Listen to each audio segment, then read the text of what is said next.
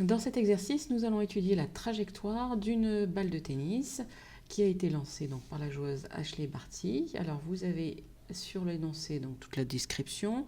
La première question demande de schématiser la situation. Je l'ai déjà fait. On va pouvoir étudier un petit peu tout ça. Donc un repère OXY pour pouvoir situer le mouvement.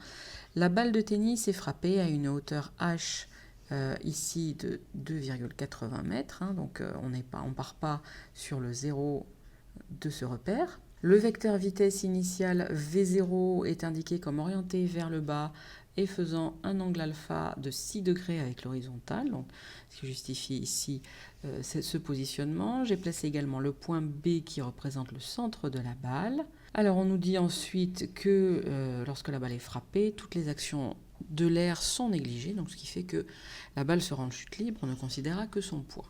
On va rassembler ces informations pour répondre à la question 2 où on vous demande d'établir l'expression du vecteur accélération. Donc on va commencer par les classiques système, la balle de tennis. Référentiel, on est dans un référentiel terrestre galiléen. Et le bilan des forces, le BDF, nous avons seulement le poids, puisqu'il n'y a pas les actions de l'air, qui est P est égal à mg. Maintenant qu'on a établi ça, on peut appliquer la deuxième loi Newton à ce système pour avoir l'expression du vecteur accélération. Cette loi Newton, elle s'exprime de la façon suivante. Somme des forces est égale à masse fois accélération, le tout avec des vecteurs car c'est une expression vectorielle. Or, ma somme des forces, on a établi qu'il n'y avait que le poids. Donc, la masse fois l'accélération est égale à la masse fois l'intensité de pesanteur.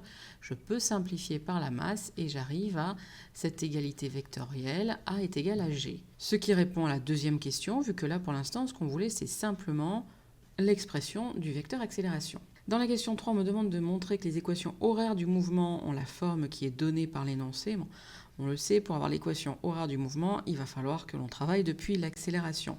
Il va donc nous falloir les coordonnées de l'accélération, le AX et le AY.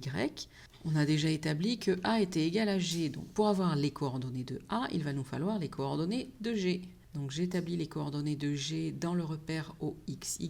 Je vois que c'est un vecteur parfaitement vertical dirigé vers le bas. Donc la coordonnée selon X c'est 0 et la coordonnée selon Y c'est moins G. Attention au signe vu que G est en sens inverse de l'axe. Et donc vu que A est égal à G, le vecteur A a pour coordonnées AX égale à 0, AY est égal à moins G. On va établir maintenant les équations horaires de la vitesse. Et pour cela, on sait qu'il faut intégrer l'accélération. V va donc avoir deux composantes, Vx et Vy. Je vais chercher les primitives de 0 et de moins g.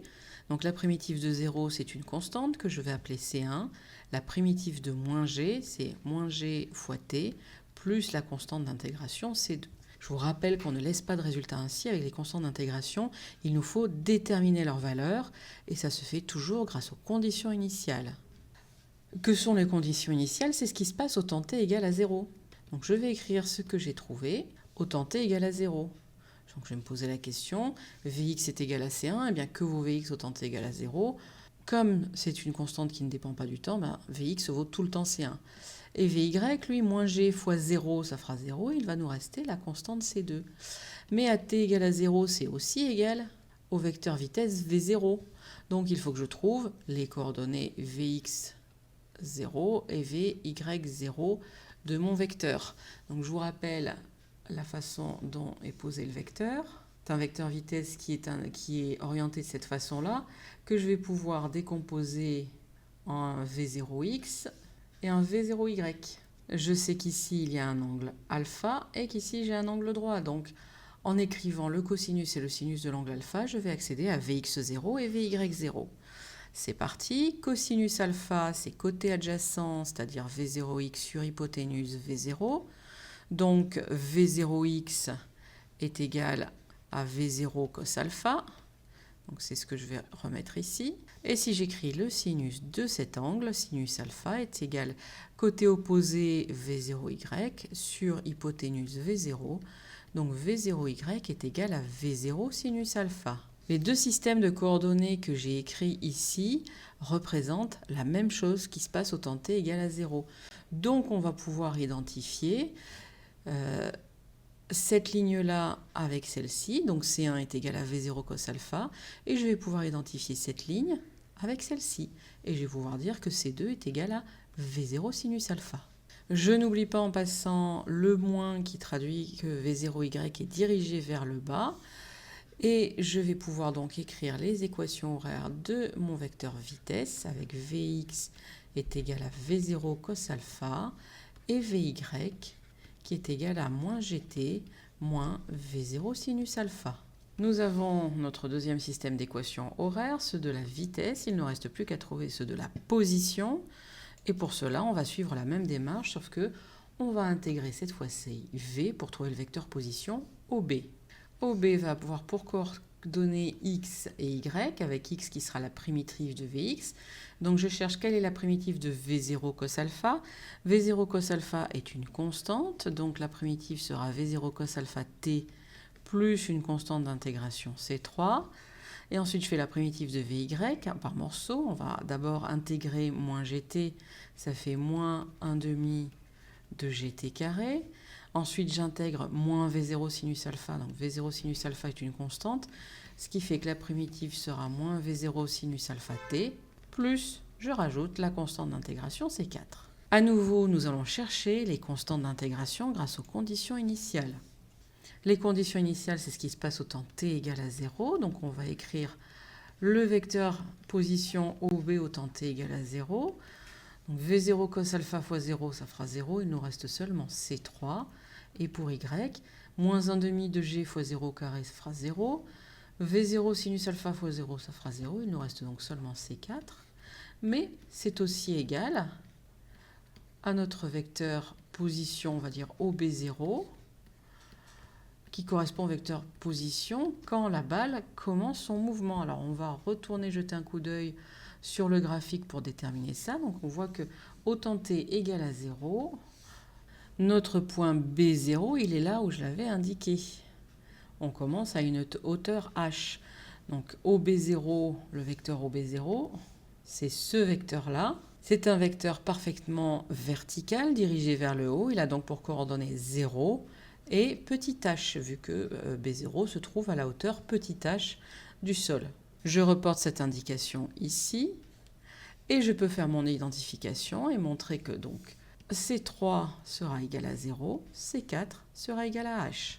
Je peux donc terminer d'écrire mes équations horaires du mouvement en remplaçant mes constantes par leurs valeurs. X est donc égal à V0 cosinus alpha t, et Y est égal à moins 1 demi de gt carré moins V0 sinus alpha t plus h.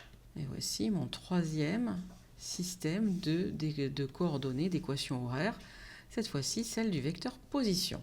On vérifie que ça correspond bien à ce qu'on nous demandait. Donc x c'est bien V0 cos alpha t, et y, moins 1 demi de gt carré moins V0 sinus alpha t plus h. Ce qui signifie qu'on a trouvé les bonnes équations horaires. On peut continuer. La question 4 nous demande de montrer que l'équation de la trajectoire s'écrit de la façon suivante. Donc, les équations de trajectoire, on sait comment on les écrit. On sait qu'il faut utiliser les coordonnées du vecteur position. Donc, je vais appeler 1 l'équation horaire de x et 2 l'équation horaire de y. Et je sais que grâce à l'équation 1, je vais exprimer t. Et je sais que t est donc égal à x sur V0 cos alpha. Et je vais injecter cette expression dans l'équation 2. À ce moment-là, y est égal à moins 1 demi fois g fois t au carré. Je remplace t par l'expression que je viens de trouver au-dessus. Moins v0 sinus alpha t. Là aussi, je remplace t par l'expression que j'ai trouvée au-dessus, plus h. Et maintenant, il s'agit simplement d'aller réorganiser un peu cette équation, la ranger pour vérifier qu'on trouve bien la même chose que dans le texte. Donc on a bien le moins devant, le g au numérateur, sur 2 v0 cos alpha au carré, là ça marche, fois x carré, à nouveau tout va bien. Ensuite pour le deuxième membre, nous allons simplifier les v0, on a bien le moins, et on a sinus sur cosinus, ça fait bien la tangente de l'angle alpha, multiplié par x, plus h. Nous avons bien retrouvé l'équation de la trajectoire qui nous était demandée. Dernière question, la balle passe-t-elle au-dessus du filet? Pour répondre à cette question, je reviens un petit peu sur mon graphique et surtout sur les données. J'ai la distance de ligne de fond du court filet. Donc c'est la distance grand L, c'est la distance que doit parcourir la balle pour arriver jusqu'au filet. Donc j'ai un X qui est égal à grand L ici. Hein. À 0, j'ai la ligne de fond de là où la joueuse tire. Et puis donc le filet est ici, à une distance L égale à 11,90 m. Et surtout, il faut aussi que je prenne en compte la hauteur du filet qui est de H égale 0,92 m. Donc ce que je vais faire, c'est que je vais calculer l'ordonnée de la position de la balle quand elle arrive à une abscisse de L, et puis je vais comparer avec cette hauteur H. Est-ce qu'on est en dessus ou en dessous? Si c'est au-dessus, c'est bon, la balle passe. On est sur une trajectoire qui sera comme ceci. Si c'est pas bon, si on est inférieur à H, c'est-à-dire que la balle donc ne passe pas, on sera sur une trajectoire qui sera plutôt comme ceci.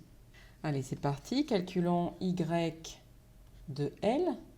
Donc c'est égal à moins 9,80 sur 2 fois 47 fois cosinus 6. Donc là, je reprends bien les données du manuel.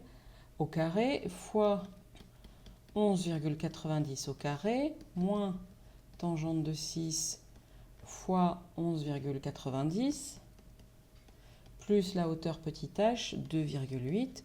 Nous avons un Y, une ordonnée, quand la balle passe au niveau du filet, qui est de 1,54 m. 1,54 m, eh bien, c'est plus grand que la hauteur du filet. Donc, ça veut bien dire que la balle passe au-dessus.